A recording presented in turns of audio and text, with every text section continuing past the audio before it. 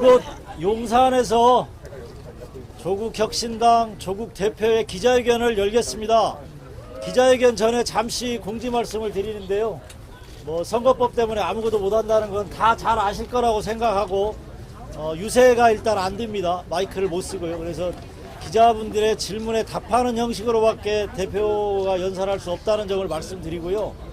또 하나는 잘 안 들리시면 유튜브에서 조국혁신당을 보시면 바로 실시간으로 중계가 되기 때문에 말씀을 좀 들을 수 있습니다. 그래서 지금부터 조국혁신당 조국 대표의 기자회견을 시작하겠습니다. 네, 소개부터 해야지. 네. 안녕하십니까. 조국혁신당 대표 조국입니다.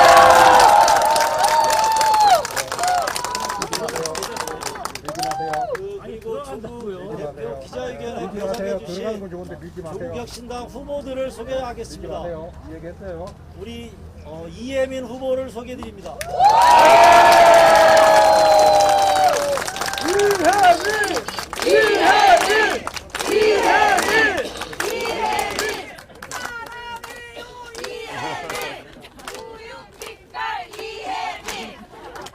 김형현 후보를 소개해드립니다.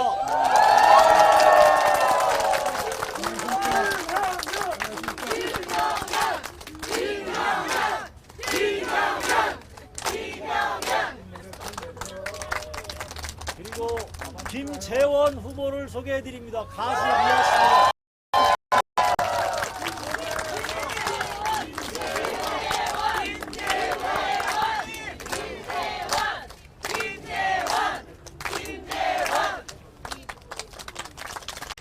그리고 양소영 후보를 소개해드립니다.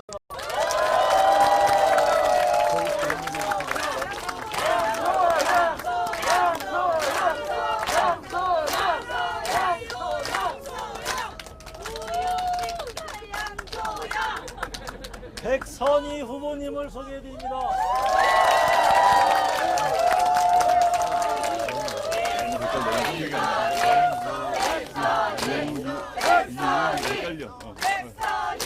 제가 하나만 잠시 말씀드리고 싶은 거는 이 자리가 굉장히 의미 있는 거는요.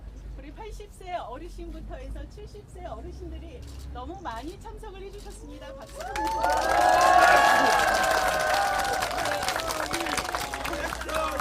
또 하나는 우리가 국격이 떨어졌다라고 이야기를 하는데요. 다시 국격을 높이고자 조국혁신당을 지지해 주시는 미얀마, 베트남, 과테말라, 또 워싱턴 DC에서 오신 분, 아랍에미레이트에서 오신 분, 우리 해외 동포분들이 여기 계십니다.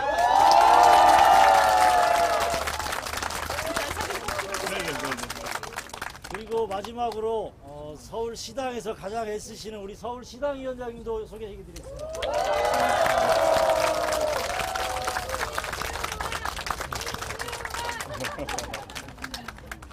자, 그러면 조국 대표의 인사말을 듣고 기자회견을 시작하겠습니다. 예, 안녕하십니까. 조국혁신당 대표 조국입니다.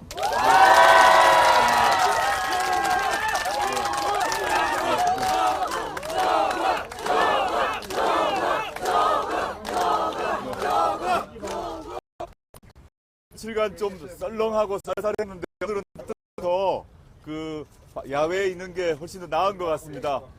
이미 우리 총장께서 얘기를 했고, 싸우지 마시고요. 거기 싸우지 마시고, 싸우지 마시고요. 다 내 자리 있는 거야. 네. 말해서 밀지 마. 싸우지 않았으면 좋겠습니다. 네. 알다시피 여러분들 해외 교포분들, 우리 재외 교민분들이 사전투표가 아니다. 실수했습니다. 재외 투표를 했는데 역대 최고율이 나왔습니다. 네.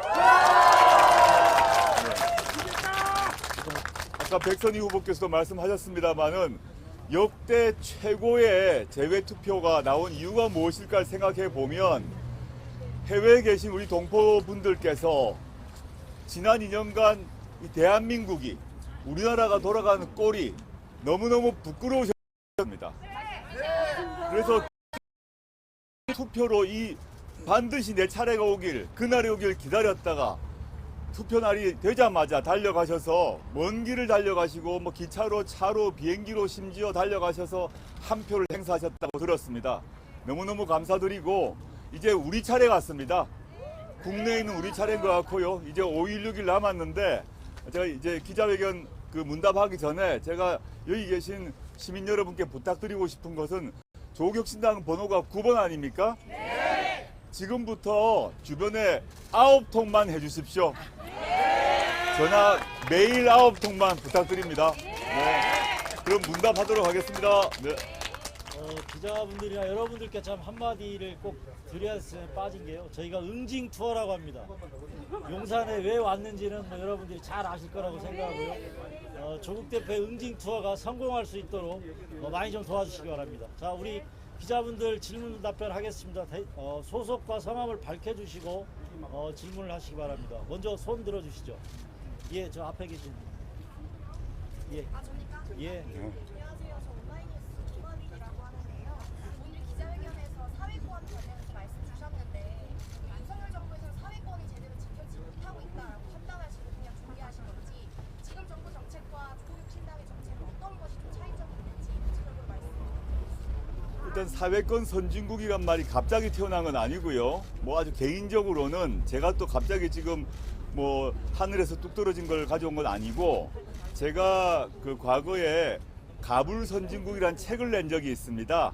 근데 그 책의 부제를 보면 사회권 선진국을 위한 제언이라고 되어 있어서 저의 오랜 고민이 담겨 있는 개념입니다. 사회권 선진국이란 그 개념 자체가 뭐 이게 제가 제 자랑을 해서가 아니라 제가 제일 먼저 쓴 그런 학문적 개념이고요. 두 번째 더 중요한 건 이제 기자님께서 질문하신 건데 우리나라가 약간 어려운 얘기일 수 있는데 우리의 인권에는 자유권과 사회권이 있는데 자유권은 우리가 다 알고 있는 겁니다. 고문 안 당할 권리. 뭐 우리가 옛날 군부 독재 정권에 끌려가고 잡혀가고 고문당하고 이걸 우리 아무도 원치 않습니다. 그것이 자기의 권리라는 걸 다 알고 있어요. 지금 고등학생도 경찰관분이 막 잡으면 영장 내놔라 그럴 거예요. 함부로 어떤 사람이 때리면 경찰관이나 뭐 수사기관이 때리면 항의를 합니다. 그게 자기의 권리인지 다 알고 있지 않습니까? 여러분들 근데 군부 독재 정권 때는 막 잡아가서 남산으로 가서 남영동 대공무실 가서 때리고 뭐 물고문하고 이게 흔했지 않습니까? 그런 시대가 끝났습니다. 1987년 정치적 민주화가 되면서 우리에게 자유권이 보장된 세상이 된 거죠. 너무 지금 당연하게 생각하고 있는 겁니다. 그런데 지금 이제 사회권이라고 하면 뭐냐 하면 좀 어려운 말인데 오늘 제가 아침에 기자회견을 하면서 풀어서 말씀드렸습니다만은 자유권은 다 보장되어 있고 너무 당연하다고 생각하는데 당장 집 문제, 주택권이라고 불리는 집 문제 같은 경우는 여기 있는 대부분의 사람들이 남녀노소를 불문하고 집을 월세건 전세건 집을 사는 문제건 내가 돈 벌어가지고 내가 해야 된다고 생각을 하고 있어요. 다들 그러시죠 뭐. 그런데 우리나라와 경제적 규모가 비슷한 OECD 국가에서 싱가포르, 네덜란드, 오스트리아 등등등등의 나라는 우리하고 경제력이 비슷한데 주택 문제를 대부분의 그 나라의 시민들은 10년, 20년, 가장 길게는 50년까지 양질의 임대주택에 삽니다. 공공임대주택에 삽니다. 그래서 대부분 시민들은 돈을 벌어서 집 걱정을 하지 않아요. 죽을 때까지 거기서 사는데 우리나라에 지금 있는 공공주택 같은 그런 스타일이 아니라 훨씬 규모나 평수도 크고 질도 좋습니다. 그러니까 시민들은 집 걱정을 전혀 하지 않으니까 월급을 받더라도 주택 관련해서 쓸 일이 없어요. 그러니까 좀 경제학 용어로 가처분 소득이 늘어납니다. 월급에서 나갈 일이 없으니까 그 돈으로 밥을 먹든지 오락을 가든지 뭐 영화를 보러 가든지 여행을 가겠죠. 근데 우리 사회는 그게 안 된 겁니다. 복지 국가가 된다는 얘기는 뭐냐 하면 우리가 지금 예산이 있는데 그 예산을 양평고속도로 휘는 데 쓸 거냐 안 그러면 양질의 공공임대주택 쓸 거냐의 선택의 문제인데 우리는 지금까지 주택 문제를 내가 개인이 감당한다고 생각한 거예요. 그리고 지금 보육 문제, 애기 키우고 출산율 문제 심각하다 하는데 그 문제도 잘 보시면 주변에 젊은이들이 연애 안 하고 결혼 안 하는 여러 이유 중에 하나가 집 문제거든요. 집이 감당이 안 되기 때문에 또 본인으로 집을 갖다가 전세하기도 힘들고 부모가 전세금 주기도 힘들어요. 지금 집값이 높아졌기 때문에. 근데 국가가 싱가포르나 네덜란드, 오스트리아처럼 10년, 20년, 30년 장기주택을 마련해 준다고 하면 그 문제가 해결되기 때문에 연애든 결혼이든 쉬워지겠죠. 그럼 출산율 당연히 지금 0.7 이하로 떨어지고 있는데 높아집니다. 지금 우리나라 출산율을 1.0으로 올리는 게 시대적 과제인데 아무리 돈을 퍼부어도 지금 떨어지고만 있어요. 근데 저는 주택 문제를 해결하면 전 출산율 오른다고 봅니다. 근데 이 주택 문제는 단순히 주택만의 문제가 아니라 그 다른 나라의 지금 경험을 보면 주택과 보육을 같이 결합시켜 놨어요. 대규모 양질의 공공임대주택을 마련하고 그 공공임대주택은 뭐 방이 2칸짜리, 3칸짜리, 4칸짜리 다 있습니다. 그 단지 안에 육아시설을 큰 대형 육아시설을 마련해 둡니다. 그래서 결혼해서 애기 놓고 거기 맡기고 가는 거죠. 그러니까 사람들이 젊은 친구들이 다 편하게 살고 편하게 연애하고 편하게 아기 놓는 세상이 되어버렸기 때문에 그 나라에서 출산율이 유지되는 거죠. 우리는 모두 개인에게 맡겨두니까 그 청년 젊은이 부부 또는 그 부부를 챙겨야 되는 양쪽 집안의 어른들이 집값 문제를 챙겨줘야 되고 그 다음에 집만이 아니라 애기를 놓으라 그러면 놓으면 양가 부모가 번갈아 돌봐줘야 되는 상황 아닙니까? 그럼 양가 할머니 할아버지 같은 경우는 본인도 즐겁게 살아야 되는데 손자 손녀 외손자 외손녀 보느라고 노후가 즐겁지 않은 상황이 되는 거죠. 모든 세대가 이 육아와 주택 문제 때문에 섞여 돌아가고 있다. 근데 지금 현 정부가 하고 있는 정책은 윤석열 정권 같은 경우는 사회권에 대한 관심이 아예 없다. 아예 없고 제가 지금 하는 이런 말을 윤석열 정권에서 들어본 적이 없잖아요. 예산이란 게 뭐냐? 네, 우리 모두가 세금을 다 내거든요. 근로소득을 내기도 하고 뭐 밥을 먹으면 밥을 낼 때도 세금이 나가고 물 마실 때도 차 마실 때도 술 마실 때도 세금을 냅니다. 그럼 세금이 어딘가에 모이는데 국고에 모이지 않습니까? 그 돈을 어디 쓸 것인가를 결정을 해야 되는데 지금까지는 우리는 세금만 내고 그 돈이 어디 쓸 것인가에 대해서는 내 권리라고 생각을 하지 않고 그냥 기재부가 용산이 알아서 쓰는 거예요. 그러다 보니 연말만 되게 되면 갑자기 도로가 다 파져요. 멀쩡한 보도블록을 파서 새로 깔아요. 각 지역에서 경험하셨을 겁니다. 연말 되면 예산이 남아요. 남는데 그걸 그대로 보존하지 않고 다 써야 돼요. 왜?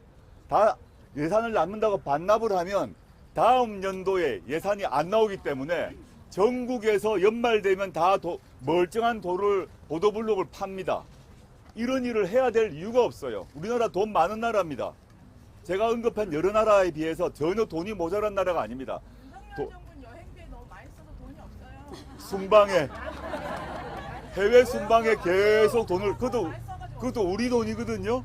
당연히 대통령 해외 순방 하셔야죠. 근데 꼭 필요한 곳만 나가야 되는데 지금 윤석열 정권이 하고 있는 예산 사용 어디에 쓰고 있느냐? 우리 국민들의 주택 문제, 보육 문제, 양육 문제에 쓰고 있습니까? 전혀 안 쓰고 있죠. 이걸 바꿔야 된다라는 것이 그 어려운 말로 사회권 선진국인데 다른 말보다 선진국이 하는 것처럼 예산을 쓰자는 겁니다.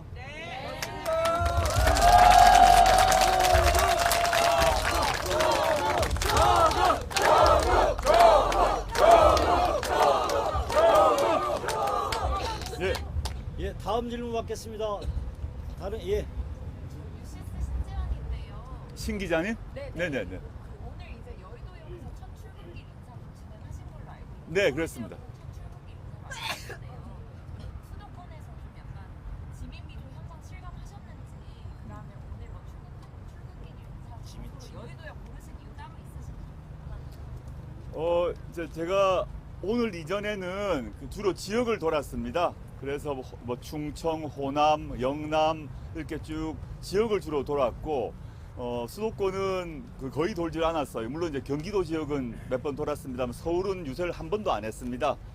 했는데 이제 그 사전 투표를 앞두고 그래도 수도 서울에서 활동을 해야겠다는 생각을 했죠. 한 번도 안 했으니까. 그럼 어디서 시작할 것인가 생각했을 때 가장 쉽게는 우리 조국혁신당 당사가 여의도에 있습니다. 그래서 멀리 가서 무슨 행사할 게 아니라 실제 저희가 근무처가 여의도이기 때문에 여의도역에 가서 인사하는 게 맞겠다 싶어서 여의도를 택한 거고, 여의도가 또 한편으로는 다 아시다시피 그 국회가 있는 곳이고 또 금융권이 있지 않습니까? 이제 굳이 얘기하면 여의도에서 보면 국회 권력이란 게 있고 정치 권력이 있고 또 금융이란 건 돈 문제니까 금융 권력이 있겠죠. 거기서 조국혁신당의 얘기를 하고 싶었고, 그래서 아침에는 그 시민들과 만나고 그 다음에 이어서는 국회에 가서 이제 제7공화국, 제가 말한 사회권 선진국의 얘기를 말씀드렸는데, 우리나라가 이제 뭐 개헌 문제와 관계없이 사회권 선진국이 되기 위해서는 국가 권력도 바뀌어야 되고 경제 권력도 바뀌어야 된다고 봅니다. 금융 문제, 돈 문제 어떻게 쓸 것인가 바뀌어야 된다 싶어서 이걸 종합적으로 고려해서 여의도를 택했습니다. 그래서 오늘 여의도에 이제 갔는데 우리 후보님들하고 자원봉사자님들이 다 갔는데 제가 놀랄 정도로 여의도에 오시는 출퇴근하러 여의도역에 내려서 올라오시는 분들이 너무 환대를 해주시고 따뜻하게 맞아주셔서 남녀노소 불문하고 여의도에서 아주 참 의미 있는 시간을 보냈다고 생각하고 있습니다. 그래서 여의도 마치고 제가 오늘 용산에 왔고요. 용산에 왜 왔는지 질문해 주시면 제가 답을 할 거고 질문 안 하면 제가 답을 못해서 기자님들만 가능합니다. 네, 그럼 이어서 오늘은 다른 서울 몇 군데를 돌 생각입니다.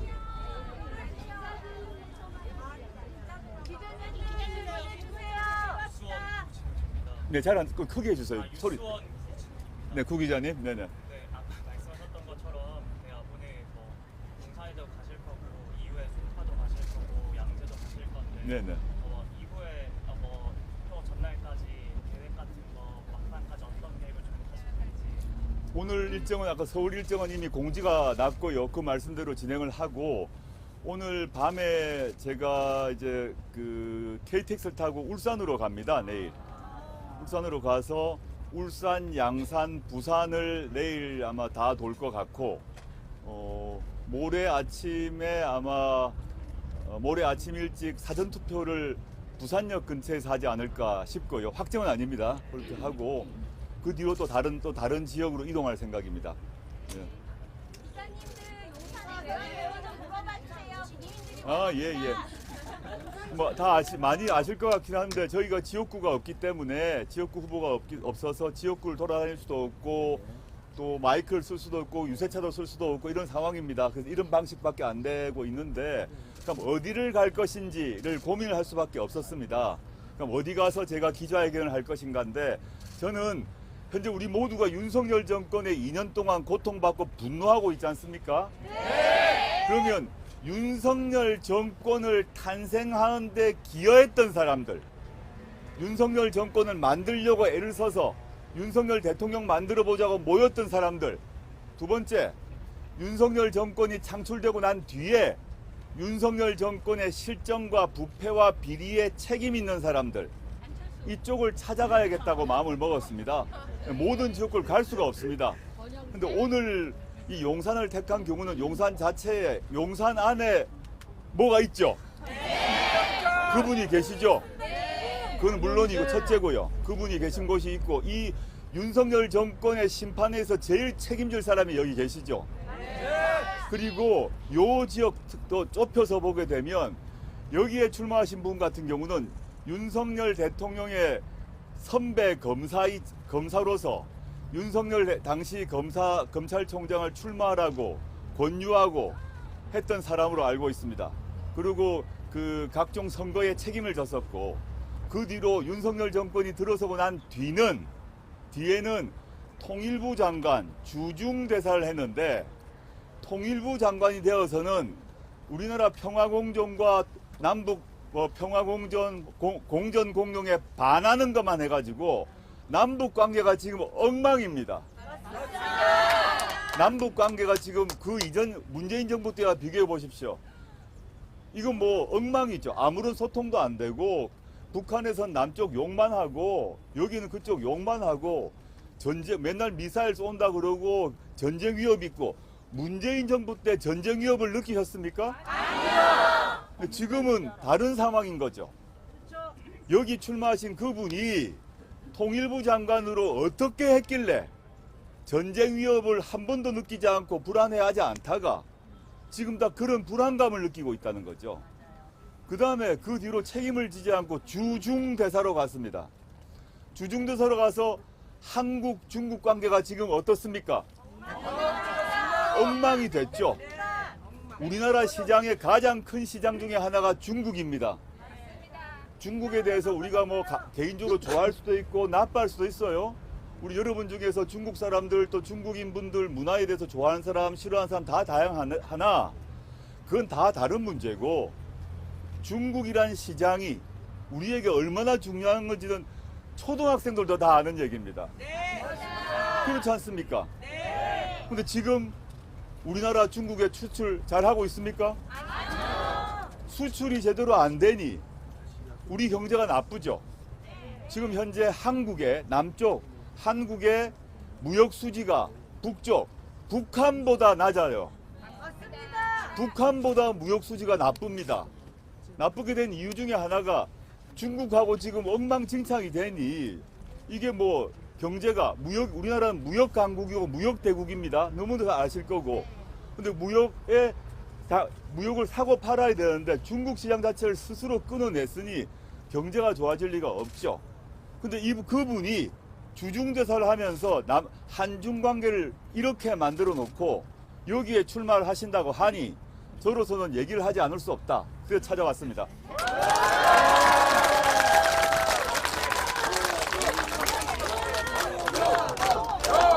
네, 알고 있습니다. 네. 지금 기자분들의 질문만 답할 수 있습니다. 네네. 다른 질문 있으시면 기자분들 없으시면 회견을 마칠까 합니다. 하나만 더 받겠습니다. 그럼 없으시면 이상 기자회견을 마치고요.